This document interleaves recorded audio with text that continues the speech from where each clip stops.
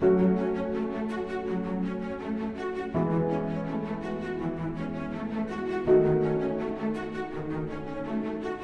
78 tahun Indonesia merdeka, Belanda baru mengakui 17 Agustus 1945 sebagai hari kemerdekaan Indonesia baru-baru ini.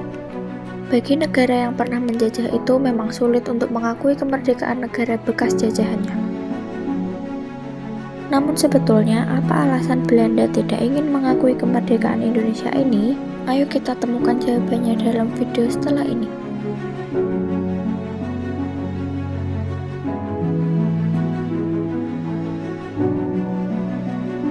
Ini sudah tibalah saatnya untuk mendapat kemerdekaan mulia yang sudah lama diidam-idamkan oleh 70 juta penduduk di Indonesia. Berita yang 17 Agustus 1945 menjadi hari kemerdekaan Indonesia yang dideklarasikan oleh Soekarno dan Hatta serta diakui oleh negara Indonesia hingga mancanegara. Ini menandai terbebasnya bangsa Indonesia dari cengkraman pemerintah Belanda dan Jepang. Namun berbeda halnya dengan Belanda, mereka baru mengakui kemerdekaan Indonesia 17 Agustus 1945 di tahun 2023 ini, tepatnya dalam pidato yang disampaikan oleh Perdana Menteri Belanda, Mark Rutte, di Parlemen Belanda pada 14 Juni 2023. Bila melihat ke belakang, Belanda menganggap bahwa kemerdekaan Indonesia baru terjadi pada 27 Desember 1949 yang diikuti dengan penyerahan kedaulatan berdasarkan hasil konferensi meja bundar di Istana Dam, Amsterdam.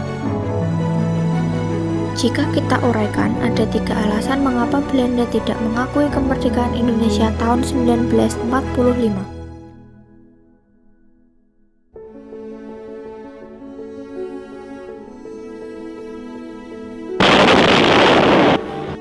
Kekalahan Jepang atas Sekutu menjadi salah satu alasan mengapa Belanda tidak mau mengakui kemerdekaan Indonesia 17 Agustus 1945. Pihak Belanda merasa berhak untuk kembali menguasai Nusantara sebab Jepang yang tadinya menjajah Indonesia sudah dikalahkan oleh Sekutu. Saat menyerah pada Sekutu, 14 Agustus 1945, Jepang dituntut untuk menjaga status quo atas Indonesia. Dengan adanya status ini, Jepang dituntut untuk menjaga agar tidak ada perubahan dalam kondisi politik secara pemerintah Indonesia, atau dengan kata lain mencegah adanya kemerdekaan Indonesia.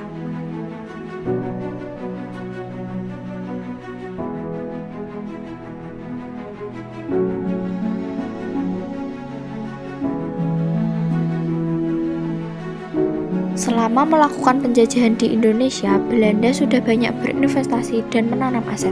Misalnya, mendirikan pabrik-pabrik, perkebunan, hingga pertambangan.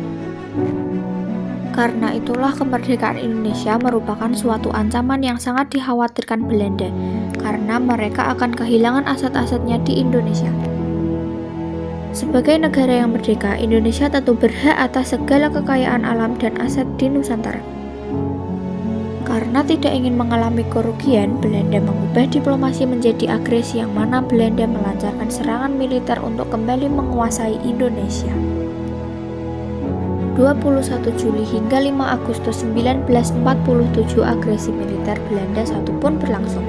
Disusul agresi militer 2 yang dilancarkan Belanda pada 19 hingga 20 Desember 1948. Pertempuran kala itu tidak hanya melibatkan pedang maupun bambu runcing, namun melibatkan pula perang urat saraf di atas meja perundingan. Berbagai upaya dilakukan untuk mendapatkan kedaulatan dari Belanda, mulai dari perjanjian Linggarjati, Rhineville, hingga Rum van Rooyen. Perundingan pun berujung pada penyerahan kedaulatan dari negara Belanda ke Republik Indonesia tepat pada 27 Desember 1949. Belanda akhirnya menutup lembaran terakhir dari penjajahannya di tanah air pada tanggal tersebut.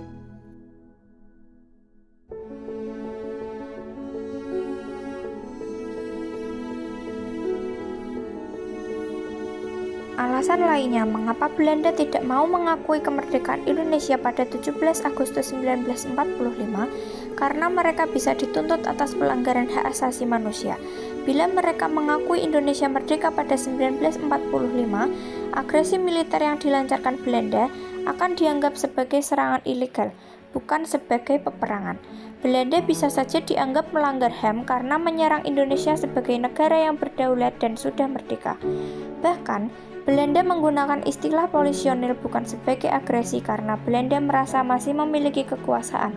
Jadi tidak ada yang namanya Republik Indonesia menurut Belanda.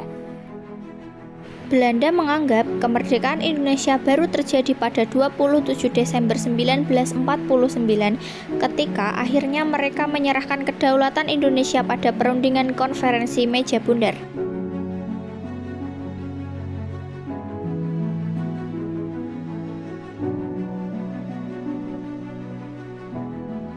27 Desember 1949, Kerajaan Belanda menyerahkan kedaulatan Indonesia kepada Republik Indonesia Serikat. Tanggal tersebut diakui Belanda secara de jure sebagai kemerdekaan Indonesia, dan proklamasi 17 Agustus 1945 hanya mereka akui secara de facto. Ada perjalanan panjang yang telah dilalui dalam mencapai pengakuan resmi bahwa 17 Agustus 1945 adalah hari kemerdekaan Indonesia. Sejak Job Houting menceritakan kekerasan ekstrim yang dilakukan militer Belanda di Indonesia, muncul desakan agar Belanda menyelidiki aksi militer mereka di masa lalu. Setelah itu, pemerintahan Belanda pun menerbitkan riset dengan tujuan The Axis Nota yang menyimpulkan terjadinya peristiwa-peristiwa kekerasan, tetapi militer Belanda tidak menyalahi aturan. Jelas, hasil riset itu diragukan para akademisi Belanda setelah munculnya berbagai buku, kisah, serta debat publik seputar kekejaman perang Belanda. Hingga pada 16 Agustus 2005, Menteri Luar Negeri Belanda, Bernard Rudolf Dodt, menerima 17 Agustus 1945 sebagai Hari Kemerdekaan Indonesia. Namun, itu hanya secara de facto, yang artinya Belanda mengakui fakta Republik Indonesia eksis sebagai sebuah entitas namun tidak berlandaskan hukum. Barulah setelah itu terbit buku yang mengungkap pembantaian di Indonesia dilakukan secara terstruktur. Pemerintah Belanda pun membiayai 3 lembaga untuk melakukan riset kembali terkait dekolonisasi. Diikuti oleh 17 akademis di Indonesia dari Universitas Gadjah Mada. Riset yang menghasilkan 14 buku ini menyimpulkan bahwa selama periode revolusi terjadi kekerasan masif yang dilakukan oleh militer Belanda terhadap rakyat sipil Indonesia.